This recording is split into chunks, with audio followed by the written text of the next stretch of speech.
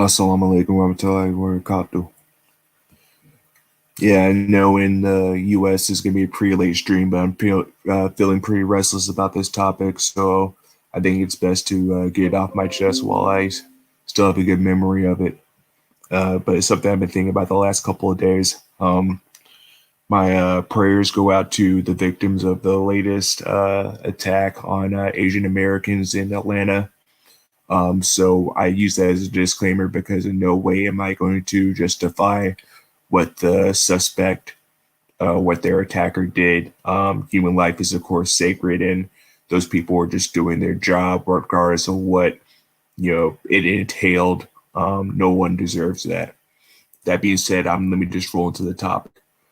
There's been a lot of discussions on a lot of news outlets and social media about the fetishization. Excuse me, I have like kind of like cotton mouth right now, but the fetishization or the fetishization, there we go, of women of color, in particular of Asian women.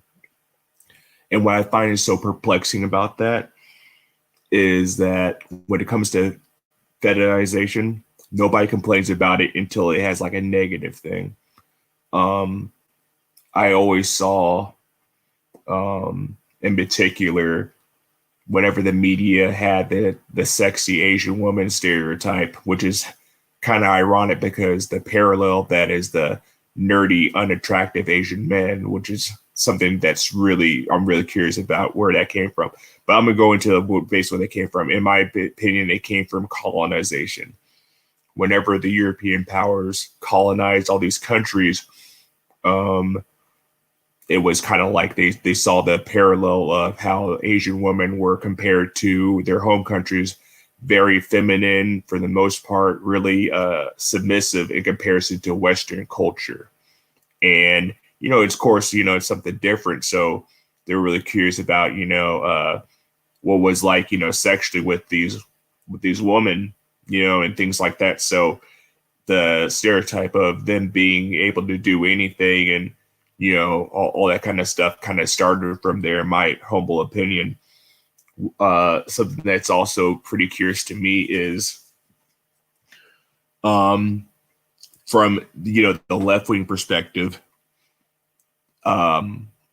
it's really kind of ironic that that kind of fetish is kind of frowned upon, but at the same time those same people support the adult film industry, and they support films in which Asian actresses portray themselves as being very sexy and seductive and things like that. I think that's really, really interesting. In particular, I really don't like naming out performers because I know somebody could watch this and look them up and end up succumbing to temptation. But let's be real. People like Mia Khalifa, people like Lulu Chu, Annie Cruz, and stuff like that. A lot of these actresses did a lot of things that fetishized the cultures and the nationality that they came from, and they made whole careers off of it. And there's like whole websites dedicated to racial fetishes. And usually 9 times out of 10, it's with, focused on women. Now like with black men, we have, of course, a huge presence right now. But in particular, there's always been a huge market for Asian women, in particular, when it comes to the adult film industry, more than any of their contemporaries. And I find that very, very interesting. And I think another thing is like also what I see in my personal life. Most interracial couples I've seen in my entire life, usually it's like a Caucasian man, a white man, European man with an Asian wife. And that's very, very interesting because obviously, yeah, you can, look inside of a person and not judge them based upon how they look. But I think a lot of culturally, a lot of especially Western men are really attracted to Asian women because, like I mentioned before, the submissiveness and the femininity in that kind of, ideal, because unfortunately a lot of Western women, regardless of race, are not really a part of that program. I mean, they're super individualistic, not really family oriented and focused on their careers, um, really focusing on independence instead of codependence or cooperation even. So I think it's pretty interesting. And to me, it kind of shows what I'm summarizing basically is these discussions kind of expose the hypocrisy of the culture we live in. And in particular, there's like, acquaintances or whatnot or peers I have that basically ended up getting into the sex work industry. Some of them actually are Asian.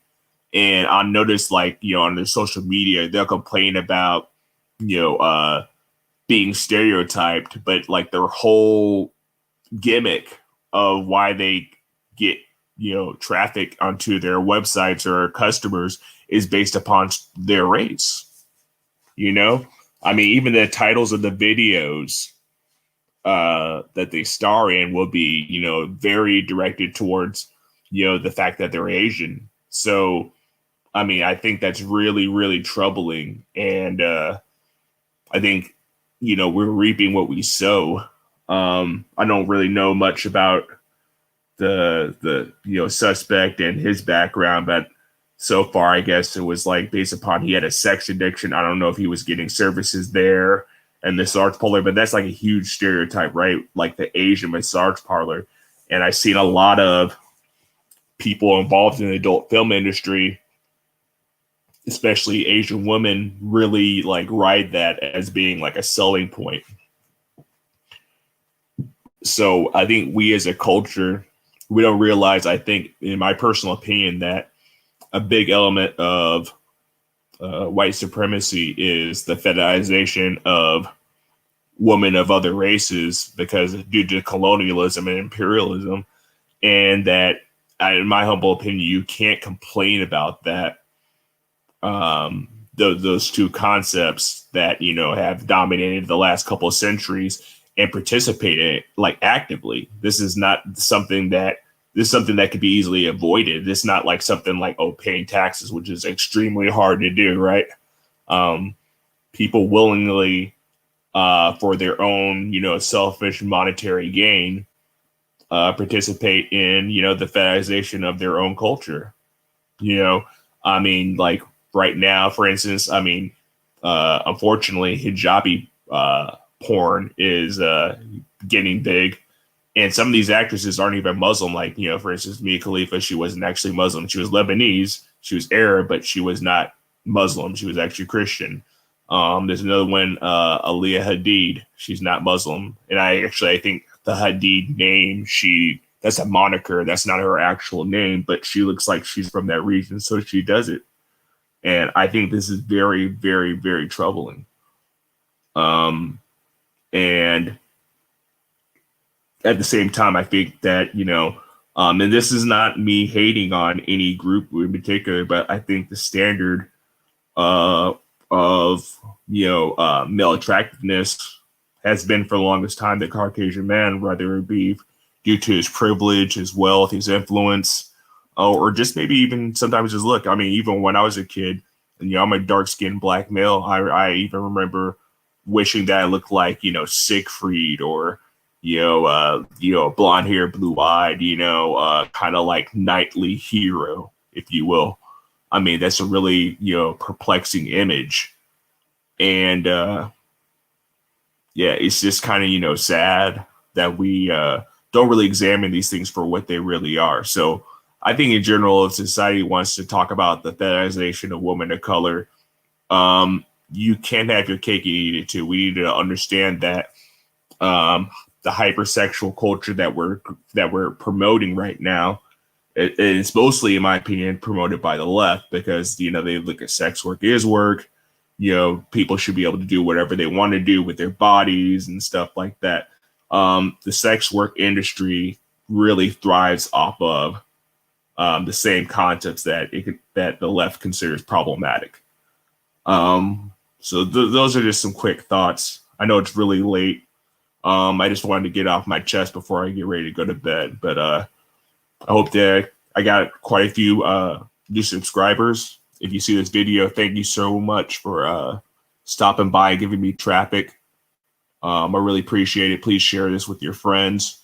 I really wanted to create this space to have these kind of discussions that are honest, as well as like being respectful to people of different opinions, because unfortunately in our society right now, we basically have nothing but a bunch of echo chambers, and there's a lot of type of topics that a lot of people are afraid of discussing. So I know this is something that I think I'm good at. So by all means, shoot me an email. I think I put my email and the description for my channel. Send me an email if you have any topic ideas. I would love to hear from you. Thank you so much for stopping in.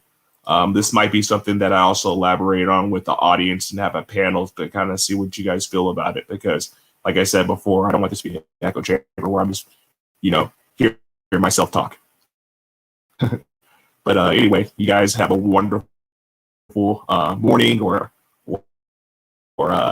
night, whatever you're at, depending on the time zone. Assalamu alaikum warahmatullahi wabarakatuh. Take care.